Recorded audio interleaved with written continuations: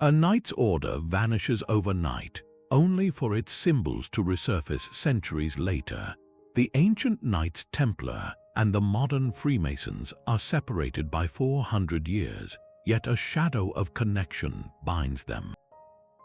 This is the story of a hidden lineage, a secret history suggesting one of the world's most formidable warrior brotherhoods may have simply changed its name and purpose. By the end of this journey, you will possess the evidence to decide for yourself if this incredible theory is fact or legend. We will uncover what really happened to the Templar fleet that disappeared without a trace and explore the coded rituals that might hold the key to their survival.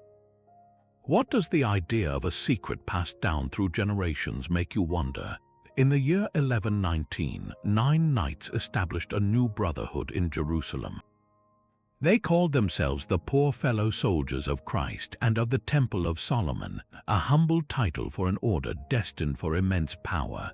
Their official mission was profoundly simple: to protect the streams of Christian pilgrims traveling to the Holy Land.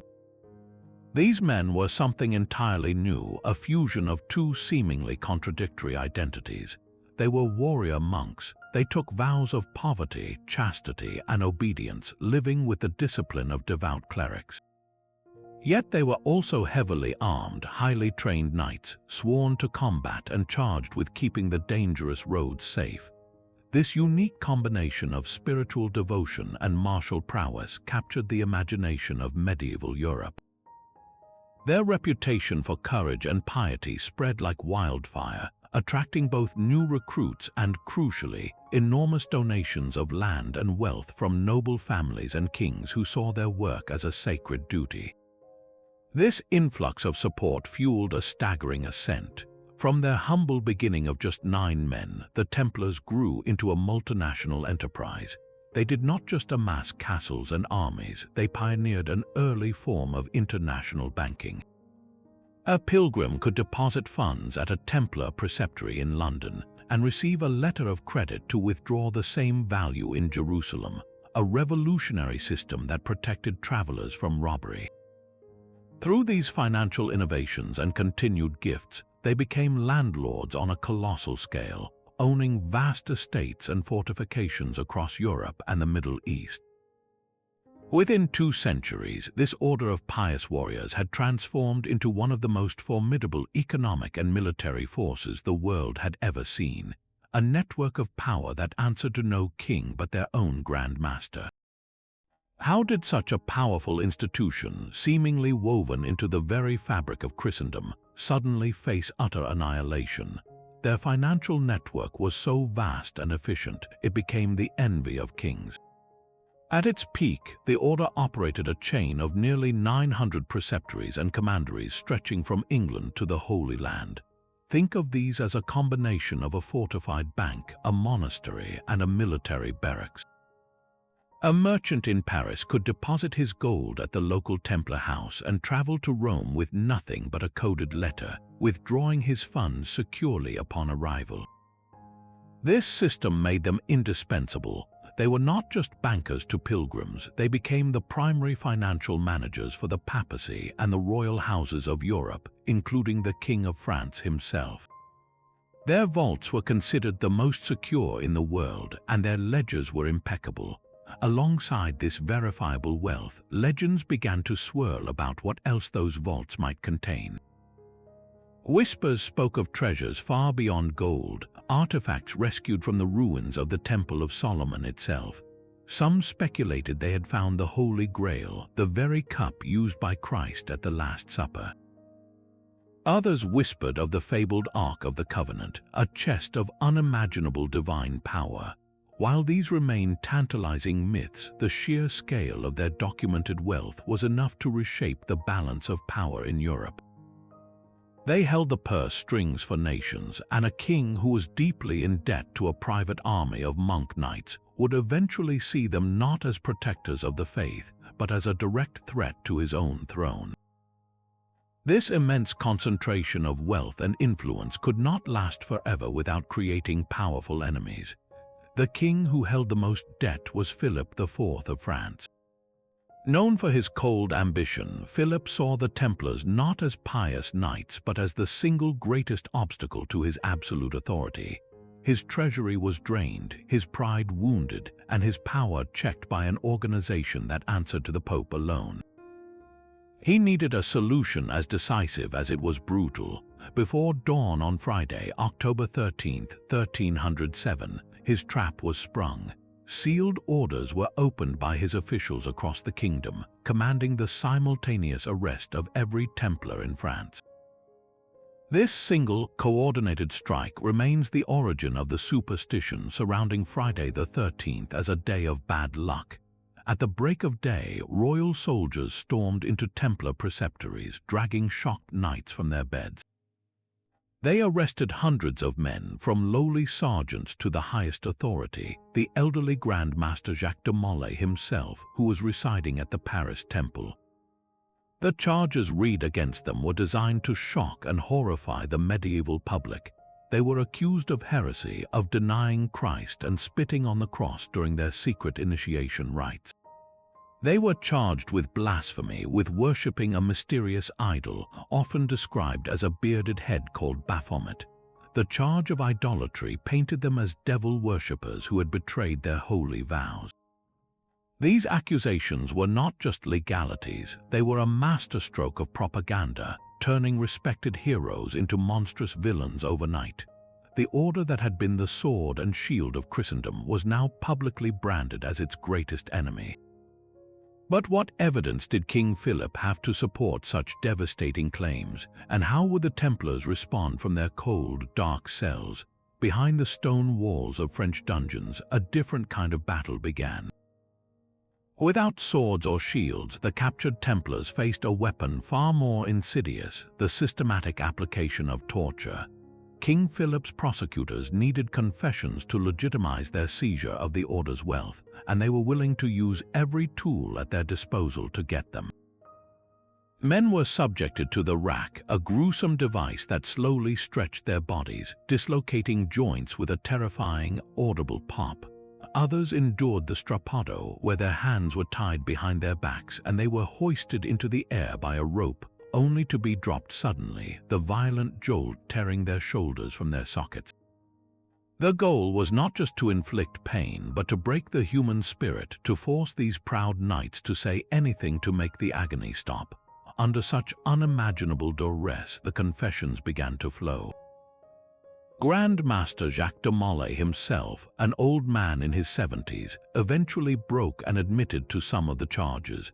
Dozens of other knights confessed to spitting on the cross during their initiation, rites as a symbolic rejection of Christ before they were to face death in battle. They spoke of being forced to kiss their preceptor on the mouth, the navel, and the base of the spine, acts framed by prosecutors as perversion and heresy. And most persistently, they confessed to worshipping that mysterious idol, a bearded head known as Baphomet. These admissions, extracted through screams in dark chambers, were exactly what King Philip needed. He immediately had them read aloud in public squares, using the words of the knights themselves to convict the entire order in the eyes of the world. But a confession born of torture is a fragile thing. When the Pope sent his own cardinals to conduct a more formal inquiry, many Templars seized the opportunity to speak without the king's torturers present. They recounted everything. They stood before the ecclesiastical court and declared their previous confessions to be lies, forced from them by relentless pain and the fear of a fiery death. They affirmed their faith in Christ and the purity of their order's original mission. This created a crisis for Philip. His entire case, built on a foundation of pain, was beginning to crumble as brave men reclaimed their truth. The trials were exposed for what they were, a politically motivated sham designed to destroy a rival power and fill a royal treasury. So how does a king respond when his victims suddenly find their voice? The answer would be written in fire and blood. The final act of the Templar drama unfolded on a small island in the River Seine in the heart of Paris. 7 long years after his arrest, the elderly Grand Master Jacques de Molay was brought out for a public spectacle. He and another high-ranking Templar were tied to a stake before a gathered crowd, the wood piled high around their feet. As the flames were lit, a remarkable thing happened. After years of imprisonment and torture, after confessing and then recanting, de Molay found his final strength. From the heart of the fire, his voice rang out clear and defiant. He proclaimed the innocence of the Templar order and placed a curse upon King Philip of France and Pope Clement V, the two men most responsible for his order's destruction. He summoned them both to meet him before the court of God within the year. The story of this curse would ripple through history, becoming legend, for both the king and the pope were indeed dead within 12 months. With the Grand Master's death, the official dismantling of the order was complete. Pope Clement V had already issued the papal bull known as Vox in Excelso, a formal decree that officially dissolved the poor fellow soldiers of Christ. The document did not declare the order guilty of all the charges, but stated it had been so scandalized that it could no longer function. The fate of the Templars' legendary wealth was a prize every monarch eyed. While King Philip seized their assets within France, the vast international holdings, the castles and estates across Europe, were largely transferred by papal order to their longtime rivals, the Knights Hospitaller. This was a pragmatic move, funneling the resources of one dissolved military order to another that still operated in the Holy Land, yet the official records tell an incomplete story. The meticulous Templar ledgers from their Paris treasury, the true accounting of their liquid wealth, simply vanished, and so did something else of immense importance, their entire naval fleet, which was stationed at the French port of La Rochelle. On the very night of the mass arrests, every ship in that harbor disappeared without a trace, sailing into the fog of history and leaving behind one of the greatest mysteries of the medieval world. The sea holds its secrets better than any vault. On that fateful October night in 1307, as royal soldiers moved to arrest every Templar on land, the order's entire fleet slipped its moorings at the port of La Rochelle. These were not mere fishing boats, but powerful, ocean-going vessels, the backbone of a maritime network that connected their vast financial empire. They vanished into the darkness, and with them the contents of their Paris treasury, the legendary wealth that had so obsessed King Philip. The question has haunted historians ever since: where could an entire navy possibly hide? One compelling theory points north to the stormy shores of Scotland. King Robert the Bruce was at that very moment excommunicated by the Pope, fighting a war for Scottish independence against England. He was a king who had nothing to lose by defying the papal order to arrest the Templars. It is said the fleeing knights found sanctuary there, and their presence may even have tipped the scales at the pivotal Battle of Bannockburn in 1314, where a vastly outnumbered Scottish army secured a stunning victory. Some accounts speak of an unknown force of fresh, heavily armored knights appearing at the crucial moment, turning the tide of the fight. Could this have been the last gasp of the Templar war machine, fighting not for the Holy Land but for a new home? Another, more documented, refuge lay to the south in Portugal. There, the king simply refused to persecute the knights, recognizing their value. In a brilliant act of political rebranding, the order was officially dissolved, only to be immediately reborn as the Order of Christ. Their property, their ships, and most importantly, their members simply transferred over. This new order, under the Portuguese crown, would later become the driving force behind the Age of Discovery, its familiar red cross billowing from the sails of explorers like Vasco da Gama as they charted new routes around the globe. The naval knowledge and maps that once served the Templar fleet were now guiding Portugal to an empire. But the most tantalizing theory suggests the fleet sailed even farther. Some researchers propose that a small contingent, possessing advanced nautical charts from their time in the Middle East, crossed the Atlantic decades before Columbus. Carvings in a mysterious, ancient stone tower in Newport, Rhode Island, bear a striking resemblance to Templar symbolism, and the Zeno map of the 14th century appears to show a detailed knowledge of the North American coastline. Were these lost knights the true pioneers of the New World, carrying their forbidden treasure to a place no king could ever reach? As for the treasure itself, its fate is woven into these legends. It may have funded Robert the Bruce's war in Scotland, or been poured into Portugal's shipyards, financing the voyages that changed the world. Perhaps it was divided, some hidden in the crypts of Rosslyn Chapel in Scotland, while the rest was buried deep, waiting for a time when the order could rise again. The treasure was never truly lost. It simply transformed from gold and relics into something far more powerful: influence, knowledge, and a legacy that refused to die. Centuries later, in the quiet towns and growing cities of Britain, a different kind of brotherhood was laying its own foundations. These were the operative stonemasons, the skilled artisans who worked with real stone and mortar to raise Europe's great cathedrals and castles. They organized themselves into guilds, protective societies that guarded the secrets of their trade, the precise geometry for laying out a foundation, the complex mathematics for constructing a stable arch. Their lodges were practical workshops filled with the sound of chisels and the dust of limestone. To become a master mason was to undergo a long apprenticeship, learning not just a craft but a code of conduct and a language of symbols. The square and compasses were not philosophical ideas to these men. They were the essential physical tools of their daily labor, used to ensure their work was true and their walls were straight. But as the great age of cathedral building began to wane, these lodges faced a quiet crisis. Their craft secrets were becoming less in demand, and their membership began to dwindle. The solution they found would forever change their purpose. They began to open their doors to men who had never held a chisel, men of influence, learning, and wealth, the gentlemen masons. A local lord or a prominent scholar might be invited to join, not to learn how to shape stone, but to share in the fellowship and the moral framework the guild provided. This was the pivotal moment, the great transition from operative to speculative masonry. The tools of the trade were no longer meant for the hands but for the heart and mind. The square became a symbol for morality, reminding a man to act with fairness and integrity in all his dealings. The compasses represented self-restraint, the ability to circumscribe one's desires and keep passions within due bounds.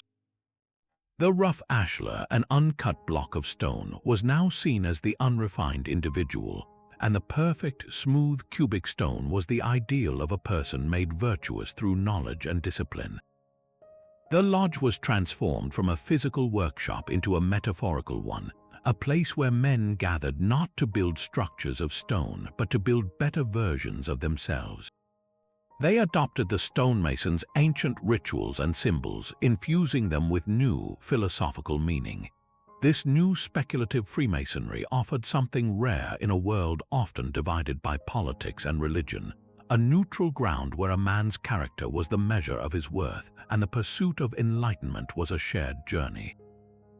How could such a society, born from the peaceful traditions of builders, ever be connected to the ghost of a persecuted military order?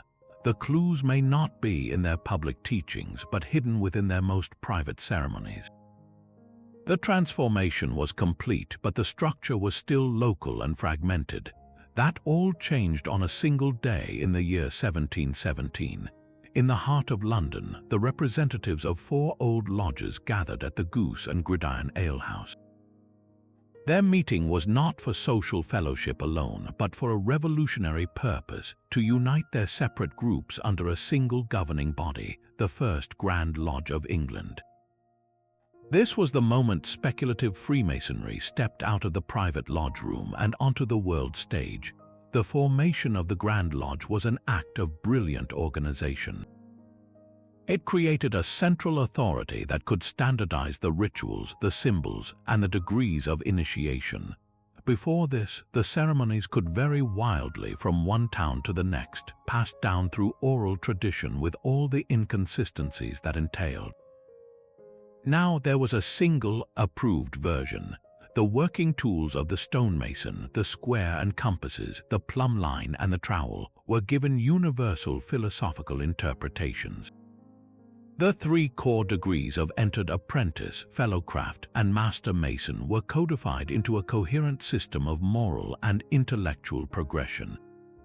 This structure turned a loose collection of philosophical clubs into a powerful, international fraternity with a shared language and a common purpose.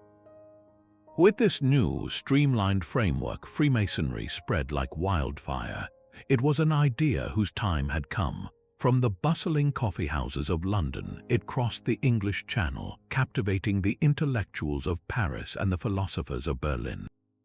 In an age of rigid class structures and religious dogma, the Masonic Lodge offered a unique sanctuary. Within its walls, a duke could sit as an equal with a merchant or a scholar, all judged not by their birth or creed, but by their character and their commitment to Enlightenment principles.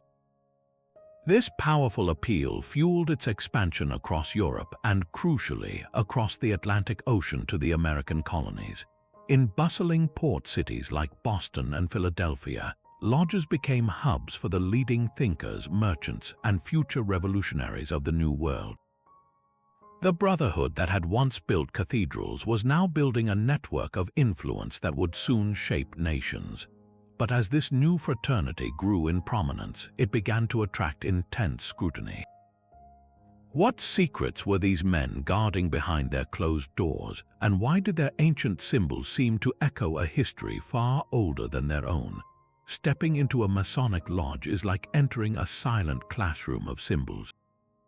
Every object, every image carries a hidden lesson waiting to be unlocked. The most famous of these, the square and compasses, are far more than a simple emblem. The square, one of the stonemason's most basic tools for testing right angles, was transformed into a universal symbol for morality and honesty. It teaches a man to square his actions, to be fair and true in all his dealings with others. The compasses, used to draw perfect circles, represent the importance of circumscribing our desires and passions. It is a reminder to know our limits, to keep our ambitions and our conduct within due bounds. Together, these two tools create a powerful framework for living an ethical life, balanced between our duties to others and our mastery over ourselves. Often you will see a single letter, G, placed at the center of this symbol. This G stands for both geometry and the great architect of the universe.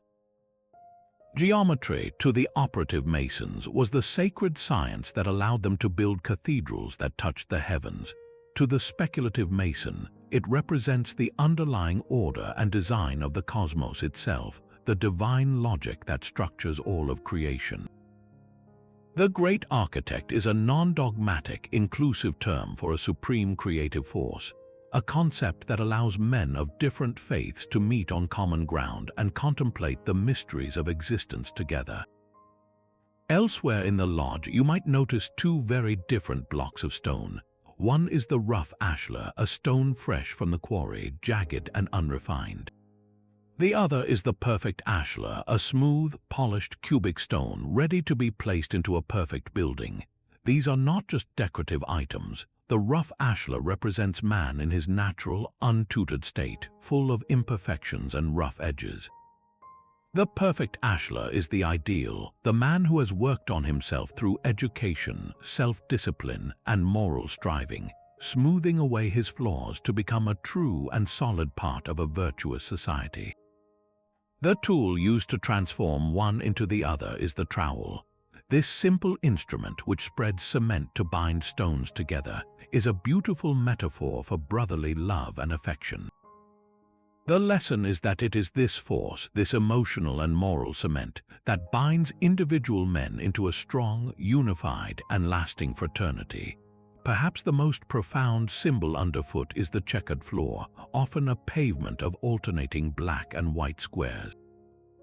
This mosaic pavement represents the dualistic nature of life itself, the perpetual interplay of light and darkness, good and evil, joy and sorrow. It is a constant, silent reminder that every man walks through this world navigating a path between these opposing forces, and that his life will be a mixture of both. To walk across this floor is to be reminded of the choices we make every day. these symbols form a silent language, a system of moral instruction that requires no written creed. They teach through imagery and analogy, guiding an initiate to look inward and build a more virtuous self, just as the stonemason once built with physical stone. But if these symbols were truly invented in the 1700s, why do so many of them feel so ancient? And why do they seem to whisper of a history that predates the stonemasons' guild by centuries? The symbols of the lodge were public, but its deepest rituals were reserved for the initiated. Within the private ceremonies of certain Masonic rites, the story takes a dramatic and explicit turn. The first public hint of this hidden history came not from a stonemason, but from a Scottish-born nobleman in the French court. In 1737, Chevalier Andrew Michael Ramsay stood before a Parisian lodge and delivered an oration that would send ripples through the fraternity for centuries to come. He proposed a new, grander origin for Freemasonry, one that reached back beyond the cathedral builders of the Middle Ages. He suggested that our order originated in the Holy Land among the European knights of the Crusades. These crusaders, he claimed, had formed a society to rebuild the Christian churches and protect the sacred sites, adopting the symbolic tools of the Mason to represent their spiritual work. Ramsay never explicitly named the Templars, but the implication was clear to anyone who knew their history. Who else were the most famous knightly orders in the Holy Land? This was a radical reinvention of Masonic history, elevating its lineage from local guilds to a chivalric, international brotherhood. It was a story that resonated deeply with an aristocracy fascinated by knights and heraldry, and it provided a powerful, romantic pedigree for the growing fraternity. But this was only the beginning. The idea Ramsay planted soon flourished into a full-blown legend, finding its ultimate expression not in speeches but in secret ritual. A new degree of initiation began to appear, one that went beyond the three core grades of craft masonry. It was called the Knight Templar degree. In this powerful and emotional ceremony, a candidate is no longer a symbolic stonemason. He is ceremonially invested as a knight, taking on the mantle of the medieval Templars themselves. The ritual often dramatically reenacts the persecution of the order, the martyrdom of Jacques de Molay, and the vow to preserve the Templars' true secrets and virtues. Here, the connection is no longer a vague historical theory. It is a lived, symbolic experience. A man undergoing this degree is told, in no uncertain terms, that he is becoming a spiritual heir to those persecuted knights, that he is part of a lineage that survived the fires of the 14th century. This is not a history lesson, it is an act of identification. So why would a peaceful, philosophical society that emerged in the 1700s so passionately adopt the identity of a destroyed military order? The rituals themselves provide a clue. They are not about warfare, but about redemption, fidelity, and the endurance of truth through persecution. The message is that the core ideals of the Templars, their commitment and their unjust suffering, did not die with their last Grand Master. Instead, those ideals found a new vessel, a new kind of brotherhood where the sword was replaced by the trowel, and the defense of the Holy Land was transformed into the building of a better self and a more enlightened world. This was the genius of the Masonic system. It could absorb powerful historical myths and alchemize them into profound moral lessons. Yet this leaves us with a critical question. Is this profound connection merely a beautiful allegory, a symbolic story adopted centuries after the fact? Or could there be a tangible, historical thread linking the two brotherhoods across those 4 silent centuries? A new chapter in this hidden history began not in a grand cathedral, but in the drawing rooms of 18th century Germany. It was here that a wealthy nobleman named Karl Gotthelf, Baron von Hund, introduced a Masonic system that would irrevocably cement the legend of a Templar survival. His creation was known as the Rite of Strict Observance, and its central claim was as audacious as it was captivating. Von Hund declared that Freemasonry was not merely a symbolic heir to the Templars, but their direct lineal descendant. He taught that a secret corps of knights had survived the persecutions, preserving their rights and their authority in a hidden, unbroken chain of initiation that now flowed through him. To lend this incredible story weight, von Hund spoke of shadowy figures he called the unknown superiors. These mysterious men, he claimed, had approached him during his travels in France, initiating him into the true, secret Templar tradition and granting him the authority to reform Masonry. They were the hidden guardians of the ancient legacy, and he was their public representative.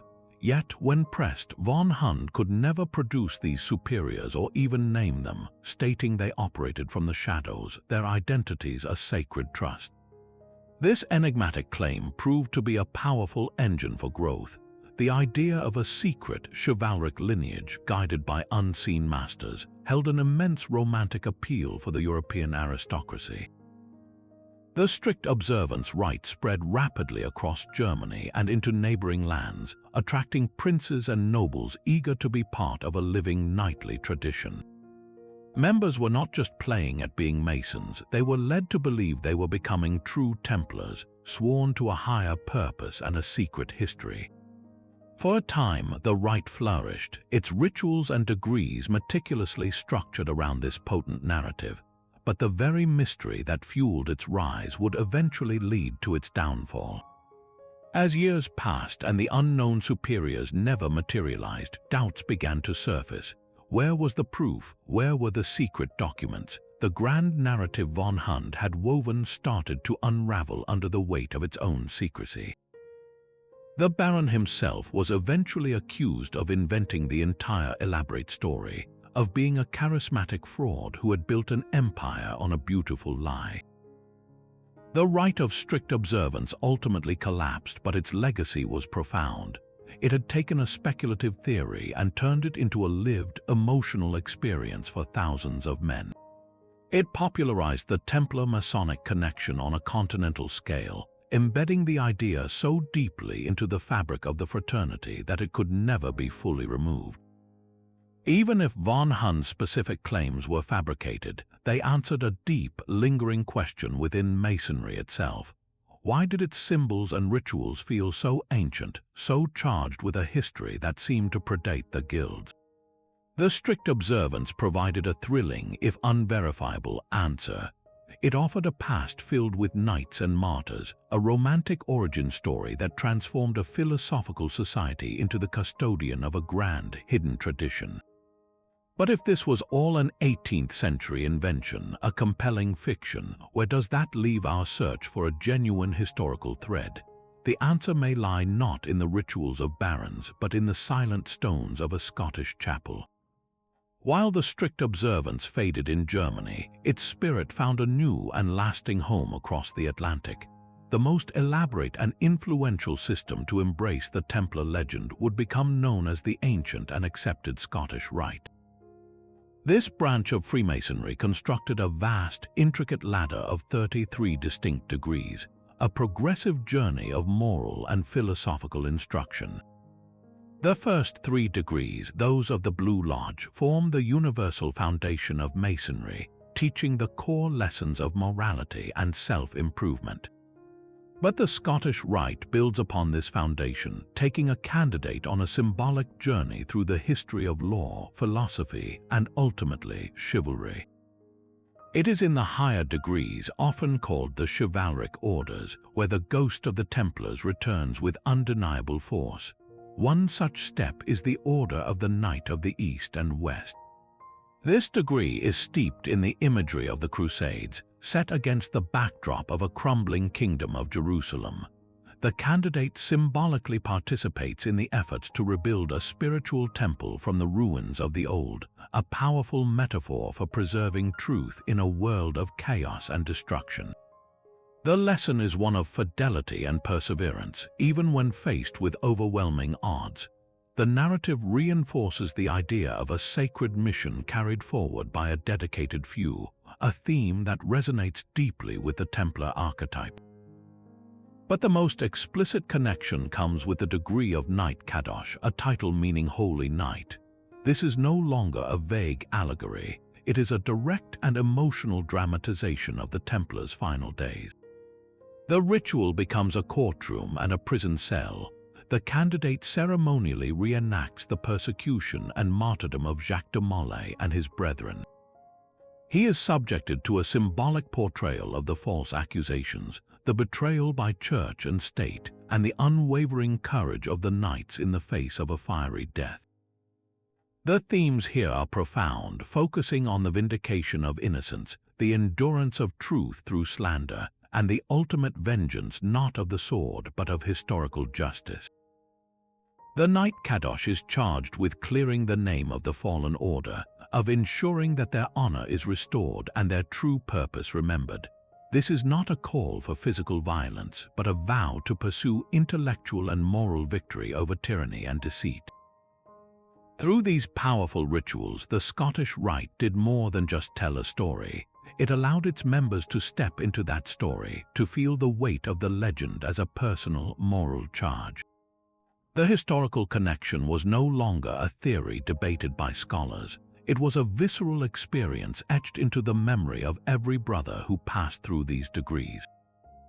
The question then becomes, why would a modern fraternity go to such lengths to keep this particular history alive? The answer lies not in a claim of literal descent, but in the power of the myth itself. The Templar story is the ultimate parable of injustice redeemed, of a noble cause surviving against all odds. By embodying this story, Freemasonry identified itself with these timeless virtues, drawing strength and purpose from a past that, whether historical or symbolic, had become undeniably real within the walls of the lodge. Deep in the Scottish lowlands, a small chapel stands as a monument to stone and mystery. Rosslyn Chapel, with its forest of carved pillars and arches, seems to breathe with a silent, coded history. Its walls are a stone tapestry woven with symbols so intricate and enigmatic that it has been called a library in stone, a place where the legends of the Templars and the traditions of the Masons visually converge. To walk through its aisles is to step into a world of allegory, where every leaf, every figure, and every curve seems to hold a secret. The most famous of these secrets is the apprentice pillar.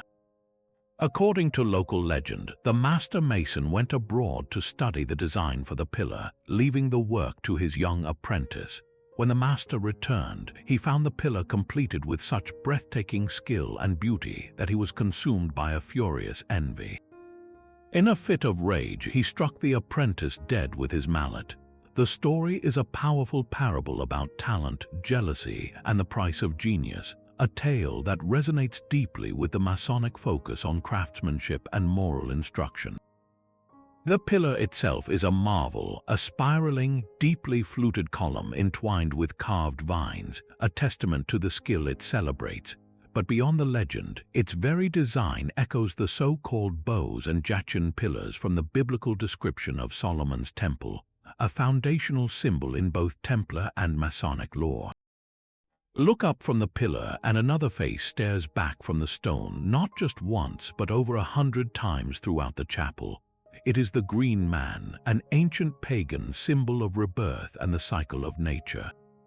His face, formed of leaves and vines, peers from the corners of arches and the centers of bosses, a pre-Christian motif flourishing in a Christian chapel. This is not an accident. The presence of the Green Man suggests a tolerance for esoteric knowledge, a blending of traditions that aligns with the philosophical inclusivity of speculative Freemasonry. It hints at a deeper, more symbolic understanding of faith, one that looks beyond dogma to the universal patterns of life, death, and regeneration. The chapel's builder, William Sinclair, came from a family with deep roots in Scotland's history. Some researchers point to the Sinclair family's documented connections with the Knights Templar, suggesting they may have offered sanctuary to fugitive knights after the order's dissolution.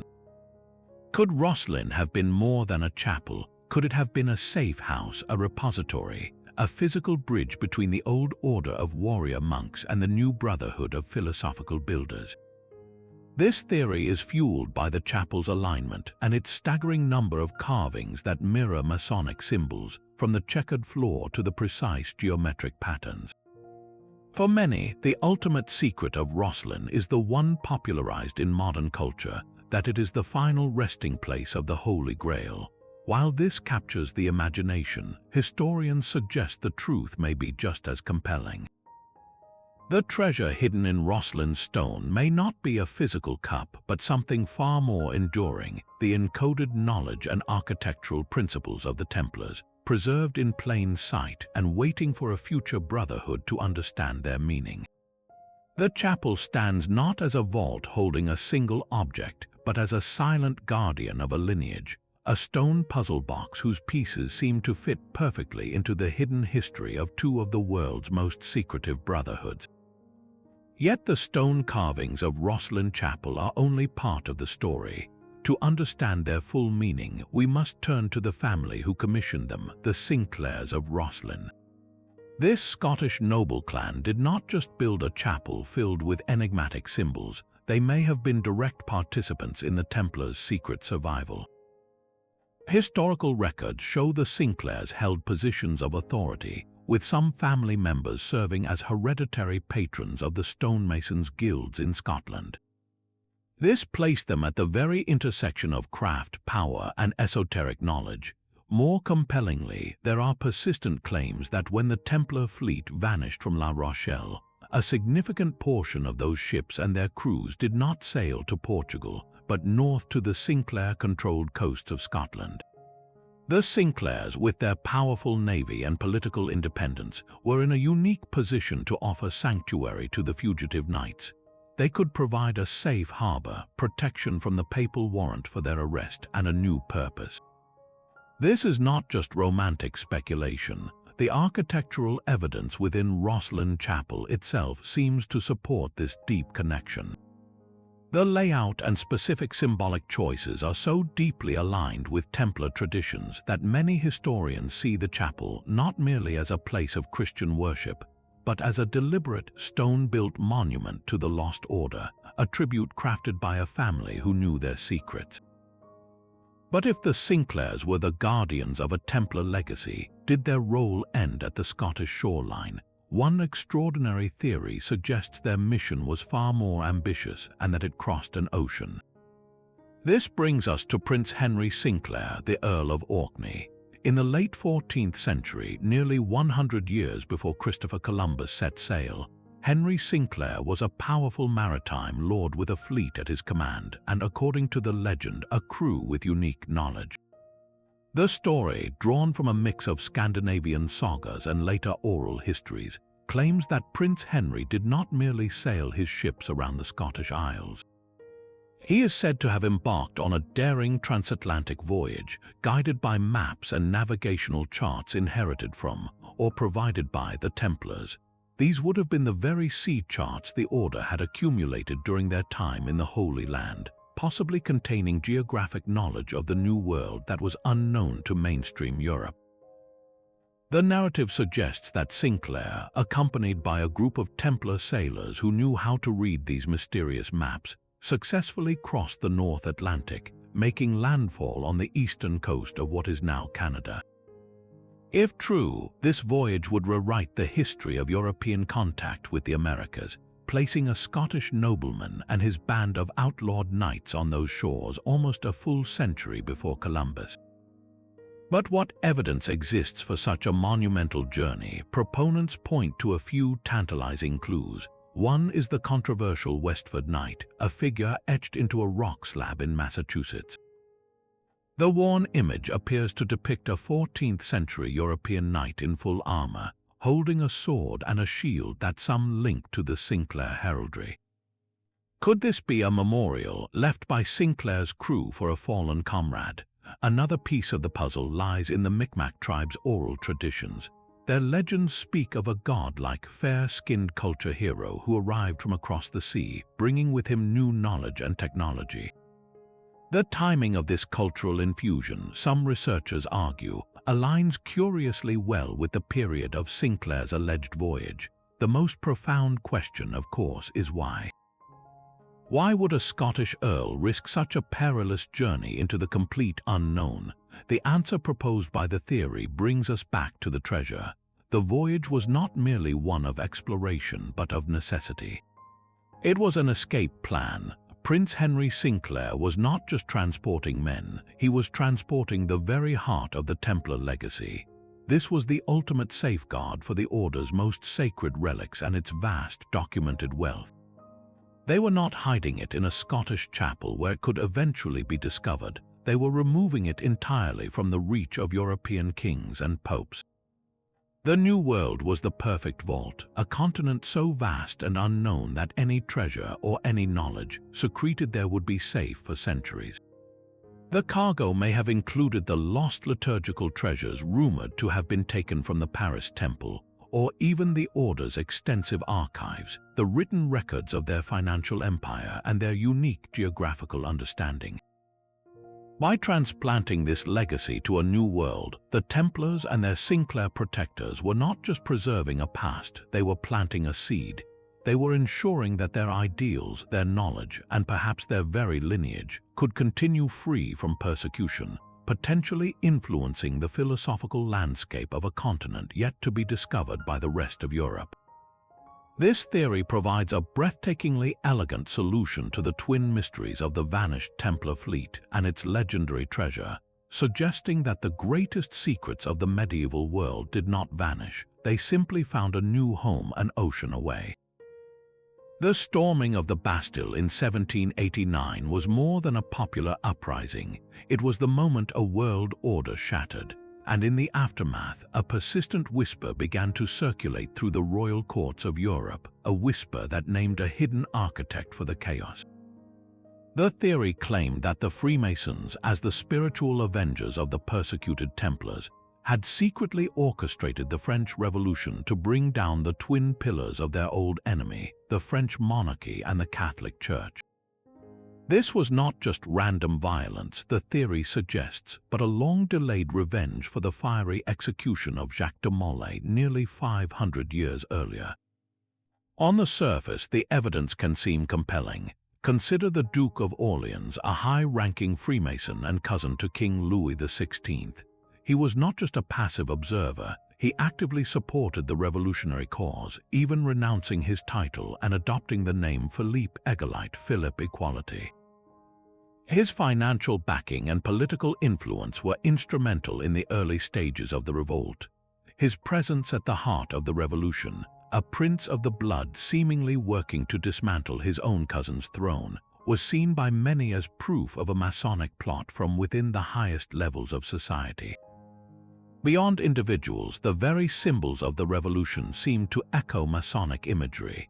The iconic Phrygian cap, the red liberty cap worn by revolutionaries, was argued to be a symbol known within certain Masonic degrees. The motto of liberty, equality, fraternity sounded remarkably like the fraternal ideals promoted in lodge meetings. For conspiracy theorists, this was not a coincidence, it was a signature. They painted a picture of a vast, secret network using its influence in military lodges, political clubs, and the press to systematically undermine the old regime, fulfilling the ancient curse of the last Templar Grand Master. Yet, historians urge extreme caution against this seductive narrative. They point out that while many Enlightenment thinkers and revolutionary leaders were indeed Freemasons, the order itself was never a monolithic, centralized entity with a single political goal. The lodges of 18th-century France were deeply divided, filled with both radical republicans and staunch monarchists. To claim the entire fragmented fraternity conspired together is a dramatic oversimplification. The revolution was not caused by a secret society, but by a perfect storm of tangible, documentable forces. It was the crushing weight of national debt, the resentment of a starving population, the rise of Enlightenment philosophy that challenged the divine right of kings, and the intractable incompetence of the royal government itself. These were the gunpowder kegs, and Freemasonry was merely one of many sparks that happened to be present in the room. The Masonic ideals of reason, liberty, and equality were in the air, part of the broader intellectual climate of the age, not a secret doctrine owned by a single group. So, were the Freemasons the hidden hand? The more plausible answer is that they were a reflection of the revolutionary spirit, not its sole creator.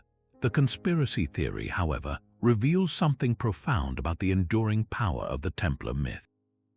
It shows how easily the story of a persecuted brotherhood seeking vengeance could be mapped onto a later, world-changing event, giving a sense of order and hidden meaning to the terrifying and chaotic birth of the modern world. The ideals nurtured in the quiet of the lodge rooms found their ultimate expression in the birth of a new nation. As revolutionary fervor swept through the American colonies, the principles of Freemasonry became the philosophical bedrock for a daring experiment in self-governance. This was not a secret conspiracy, but a profound alignment of values. The Masonic tenets of liberty, equality, and fraternity were not just abstract concepts discussed among brothers, they were the very fuel for the fight for independence.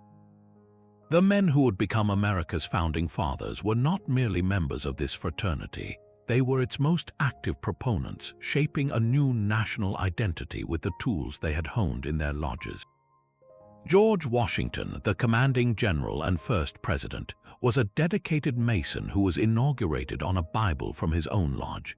Benjamin Franklin, the cunning diplomat and inventor, not only rose to lead his Philadelphia lodge but also used his extensive Masonic connections across Europe to secure crucial support for the revolutionary cause.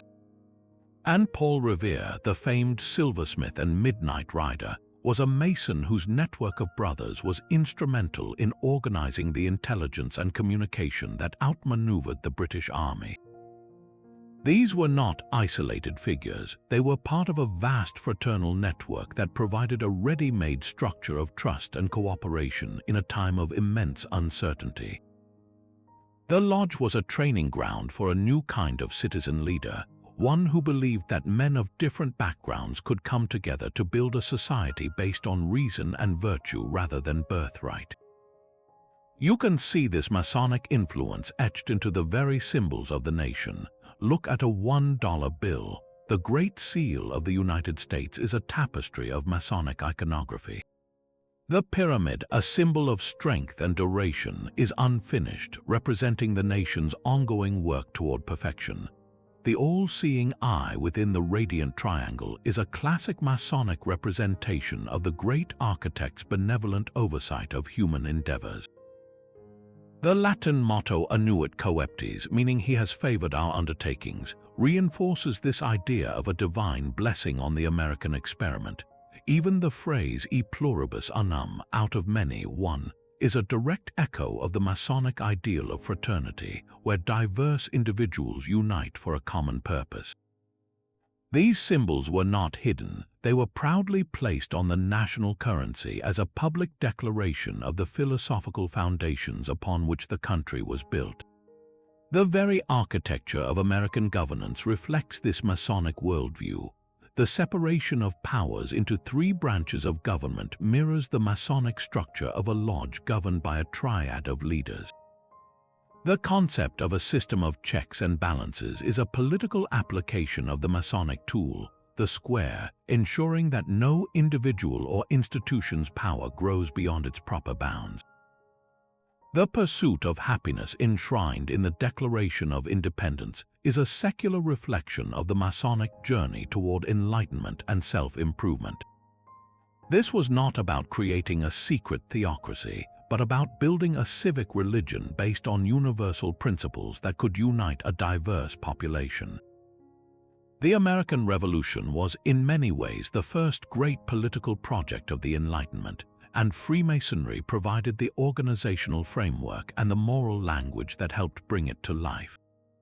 The new republic became a living monument to the idea that the legacy of the medieval stonemasons and the persecuted Templars could be transformed into the cornerstone of a modern, free society. But that powerful alignment between Freemasonry and the American experiment would soon face its first great crisis. In the small town of Batavia, New York, in 1826, a disgruntled bricklayer named William Morgan made a fateful decision.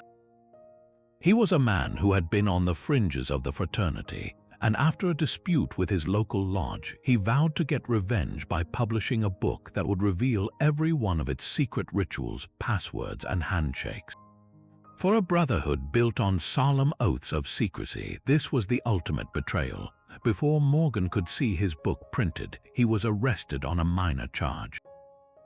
Upon his release from jail, he was promptly seized by a group of men, forced into a carriage and driven away. He was never seen again. The official investigation concluded that Morgan had likely been kidnapped and drowned in the Niagara River, his body lost to the powerful currents. Though a few men were convicted for their roles in the abduction, the mystery of his final moments was never solved. The public, however, drew its own, more sinister conclusion. The story spread like a moral panic. Newspapers screamed with headlines suggesting that the Freemasons, this powerful, secretive network of judges, businessmen, and politicians, had murdered one of their own to protect their secrets. It was a perfect storm of fear and outrage. The idea that a private club could operate above the law, silencing its critics with impunity, struck at the very heart of the young nation's ideals of transparency and justice. A massive grassroots movement erupted, known as the anti-Masonic movement. It was not just a few voices of dissent, it became a powerful political force, leading to the creation of the Anti-Masonic Party, the first third party in American history. Its members organized rallies, published pamphlets, and ran candidates on a single, powerful platform to expose and dismantle the influence of Freemasonry in public life. They argued that the Brotherhood's secret oaths and internal loyalties made its members unfit for public office, creating a shadow government that put the interests of the lodge above the interests of the people. The impact was devastating for the fraternity. Faced with public shame, boycotts of their businesses, and political pressure, thousands of Masons resigned from their lodges in fear.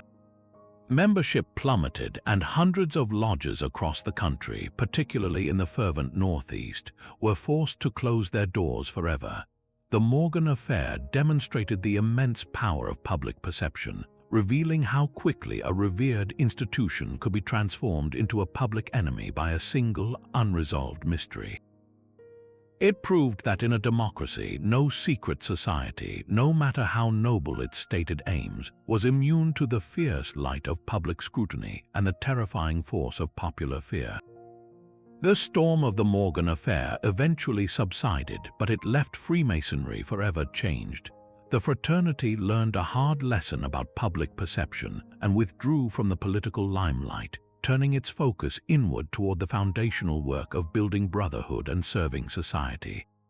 Stepping into a modern Masonic lodge today, you would likely find a scene far removed from the shadowy conspiracies of popular fiction.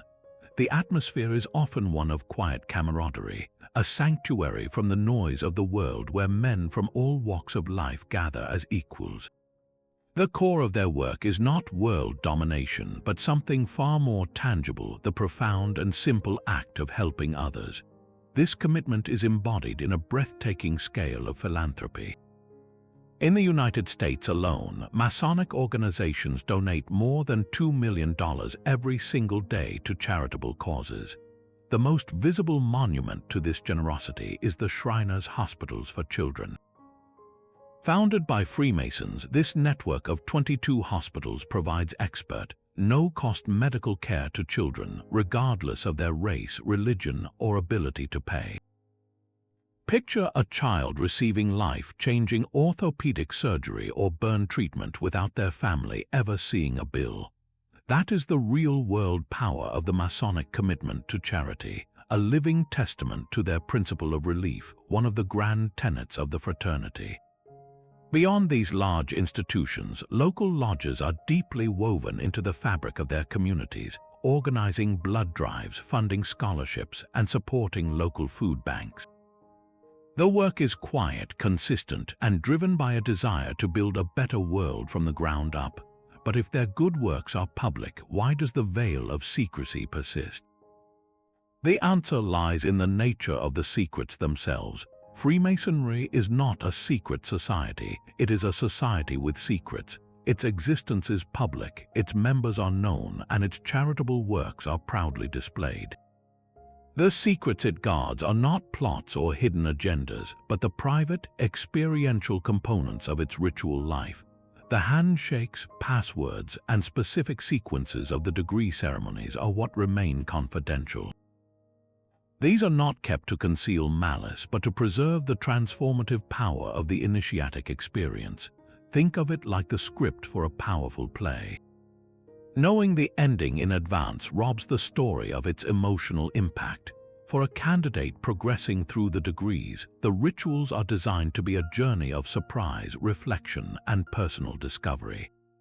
Keeping these elements private ensures that every member undergoes that same powerful, unspoiled journey toward self-improvement. The ultimate goal of these private rituals is to reinforce the bonds of brotherhood. In a world that often feels disconnected, the lodge offers a rare space for genuine connection. It is a place where a young man can find mentors, where lifelong friendships are forged across political and social divides, and where a shared commitment to becoming better men creates a unique and enduring trust. The secrecy, then, is not about exclusion, but about creating a sacred space for an inward journey. It protects a process that has for centuries challenged men to look inward, to smooth their own rough edges, and to go back into the world equipped not with hidden power, but with a stronger moral compass and a deeper sense of responsibility to their fellow human beings. From the quiet fellowship of the lodge, we turn to a voice of formidable opposition. The highest authority in the Catholic Church has long viewed Freemasonry not as a brotherhood of builders, but as a rival temple of faith. This conflict is not a minor theological dispute, but a deep historical schism etched into official papal decrees. The first and most significant blow fell in the year 1738. Pope Clement XII issued a papal bull titled In Eminenti Apostolatus Specula. This formal decree declared that Catholics who joined Masonic lodges would face automatic excommunication, a severe punishment that cut them off from the sacraments and the community of the Church. The Pope's reasoning was stark. He condemned the oaths of secrecy, arguing that men bound by such pledges could not be trusted. He saw the societies as potential hotbeds of naturalism, a philosophy that places human reason above divine revelation. Most dangerously, he feared the lodges would attract men of different beliefs, fostering a religious relativism that undermined the unique truth claims of Catholicism. This was not an isolated opinion. Over the next 2 centuries, a succession of popes reinforced this condemnation. Pope Benedict XIV renewed the ban in his bull Providers. Pope Leo XIII, in his encyclical Humanum Genus, delivered one of the most detailed attacks, portraying the world as a battlefield between the kingdom of God and the kingdom of Satan, a kingdom he explicitly associated with Freemasonry. He accused the fraternity of seeking to overthrow the entire social and religious order of Christendom, a clear echo of the ancient charges against the Templars. The Church's fundamental objection centered on Freemasonry's core principles. The concept of the great architect of the universe, a non-denominational divine force, was seen as a rejection of the personal God of Christianity. The idea that a Catholic could sit in a lodge as the spiritual equal of a deist or a Protestant, all exploring the same symbolic truths, was viewed as a profound betrayal of the Church's exclusive role as the path to salvation. This was a clash of 2 different worlds, one based on divinely revealed dogma, the other on the shared human pursuit of enlightenment through reason and symbol. For more than 200 years, the stance was absolute and unforgiving. To be a Mason was to place yourself outside the Catholic Church, but could such a rigid position endure the changing tides of the modern world? The Second Vatican Council in the 1960s ushered in an era of reform and openness toward other faiths. In this new spirit, the Vatican revised its Code of Canon Law in 1983. The new code did not explicitly name Freemasonry, a subtle but significant shift. However, the Congregation for the Doctrine of the Faith, the office guarding Catholic doctrine, quickly clarified that the prohibition remained absolutely in force. They stated that the Masonic philosophy and its rituals are based on a fundamental and irreconcilable opposition to the teachings of the Church. A Catholic who enrolls in a Masonic association is in a state of grave sin and cannot receive Holy Communion. The modern stance is perhaps less about public excommunication and more about a clear, unwavering declaration of incompatibility. The Church continues to see the Masonic quest for truth through reason and symbol as a parallel, competing religion, one that dilutes the necessity of Christ and the Church for salvation. From the Vatican's perspective, a man cannot serve two masters. He cannot pledge fidelity to the teachings of the Catholic Church while simultaneously swearing oaths to a society that the Church believes promotes a different path to the divine. This enduring opposition is a powerful reminder that the legacy of secret societies, real or imagined, continues to shape the deepest questions of faith and belonging in our world today. The gap between popular fiction and historical reality has never been wider. We have explored a hidden history woven from threads of evidence and symbolism, but now we must confront the shadow it casts, a world of conspiracy theories that often bear little resemblance to the truth. The most persistent of these is the idea of a single, unified Masonic plot for global domination. This theory imagines a secret cabal of powerful men pulling the strings of every government and financial institution from a hidden room. The historical record, however, reveals a very different picture. Freemasonry has never been a monolithic organization with a central command. Its thousands of lodges around the world are largely autonomous, each setting its own priorities and often disagreeing on everything from ritual details to public policy. During the American Revolution, for instance, Masonic brothers fought on both sides, loyalist and patriot, their fraternal bonds strained by the political divide. This is not the behavior of a unified global conspiracy, but of a diverse fraternity reflecting the complexities of the societies in which it exists. Then there is the seductive, yet entirely fabricated, link to the Illuminati. The historical Illuminati was a real but short-lived Enlightenment-era secret society founded in Bavaria in 1776. It was aggressively anti-monarchy and anti-religion, and it was officially suppressed and dissolved by the government just over a decade later. There is no credible historical evidence connecting this defunct group to the operations of Freemasonry. The conflation of the two is a modern invention, a piece of narrative glue used by conspiracy theorists to connect disparate events across centuries. It is a classic case of guilt by anachronistic association, taking a group that briefly existed and retroactively assigning it a power and longevity it never possessed. Perhaps the most damaging accusation is that of satanic worship, a charge that chillingly echoes the heresy trials of the Templars. This myth often fixates on the symbol of Baphomet, the idol the Templars were accused of worshipping. Modern scholarship suggests Baphomet was likely a corruption of Muhammad, a simple case of Crusader-era propaganda twisting the name of Islam's prophet into a demon. The image we recognize today as Baphomet, the goat-headed figure, was actually created in the 19th century by a French occultist, Eliphas Lévy, as a symbolic representation of the balance of opposites. It was never a part of Templar or Masonic ritual. Within the lodge, the concept of the great architect of the universe is explicitly designed to be inclusive, allowing men of various monotheistic faiths to come together. It is a philosophical cornerstone, not an invitation to dark rites. The true purpose of Masonic secrecy is to protect the transformative power of its initiation ceremonies, not to hide malevolent practices. So why do these myths persist with such tenacity? They fulfill a deep psychological need to impose order on a chaotic world. It can be less frightening to believe that a single, all-powerful group is in control.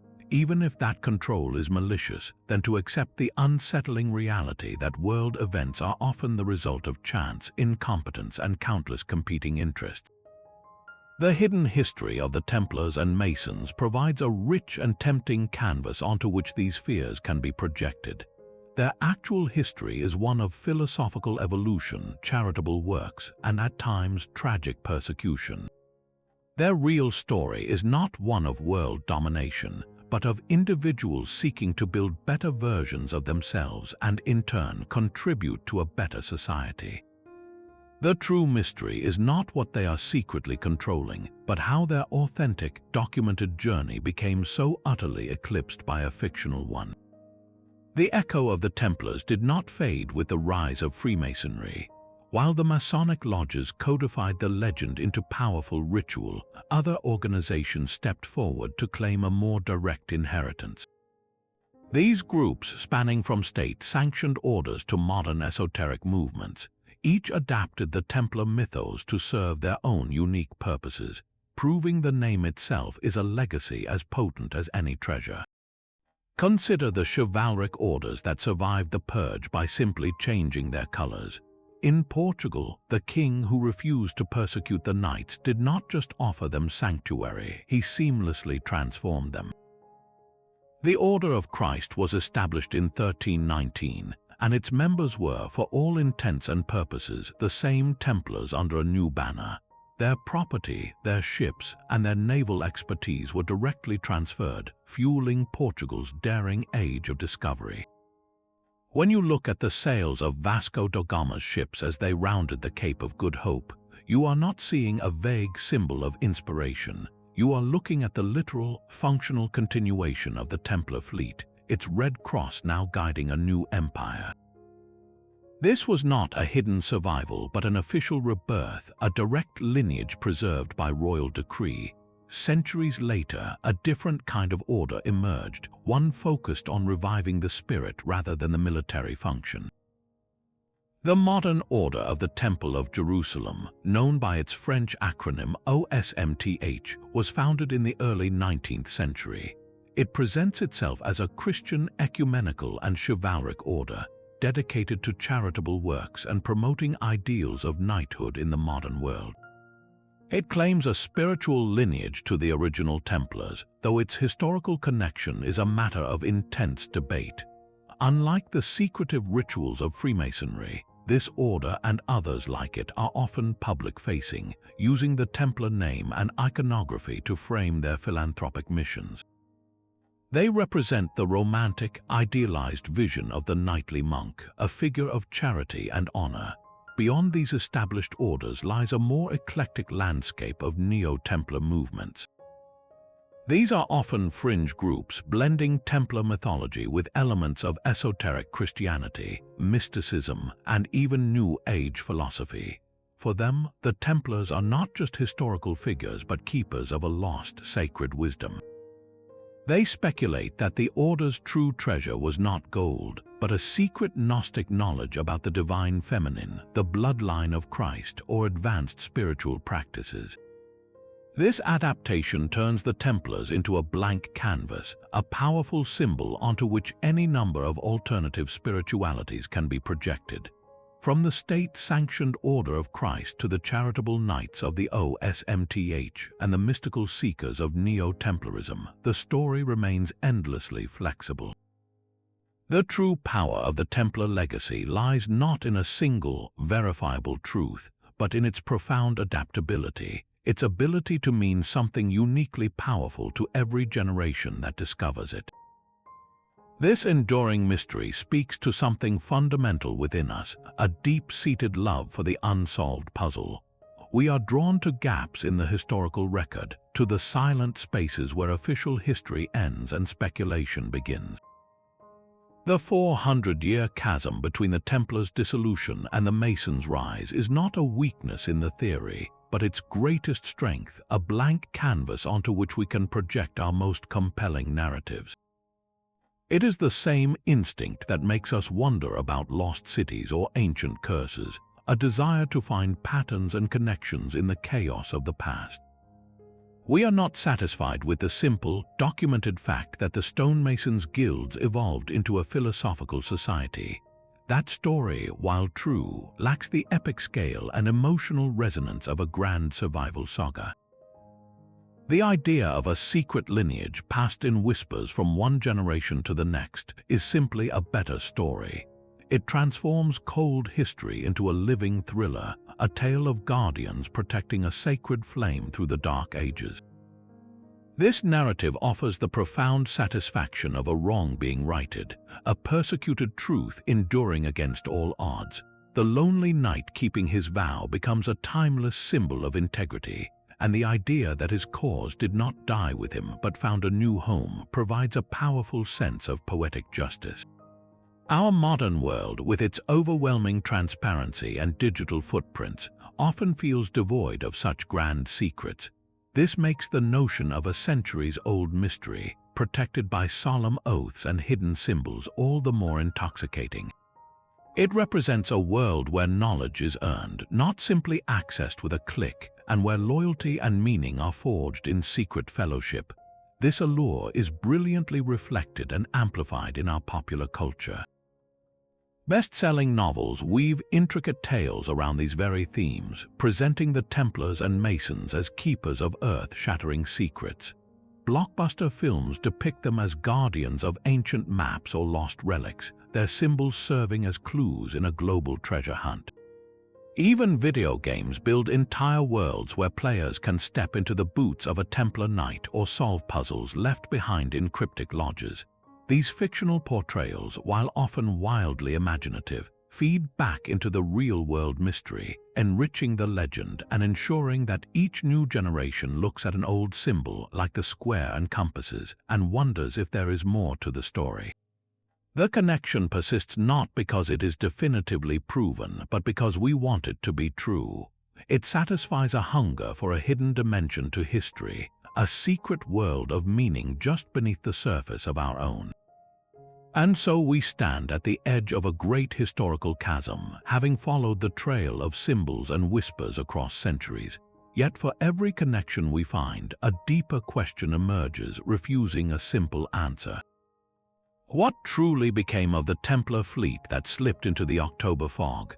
The theories of Scotland, Portugal, and the New World are compelling, but they remain theories, awaiting that one definitive piece of evidence, a ship's log or a captain's journal, that could turn legend into documented fact. The central enigma persists. Was there a formal, continuous transmission of knowledge from the persecuted knights to the philosophical Masons? A secret handshake passed from one generation to the next? Or did the Freemasons of the 1700s simply find in the Templar story a powerful allegory for their own ideals, adopting a ready-made myth of martyrdom and resilience? The rituals feel ancient, the symbols align, but the 400-year silence is a formidable obstacle. This gap itself is a mystery, a hidden century that may yet yield its secrets. What undiscovered documents might still lie forgotten in a private family archive, tucked into the spine of an old book, or resting in the restricted vaults of the Vatican?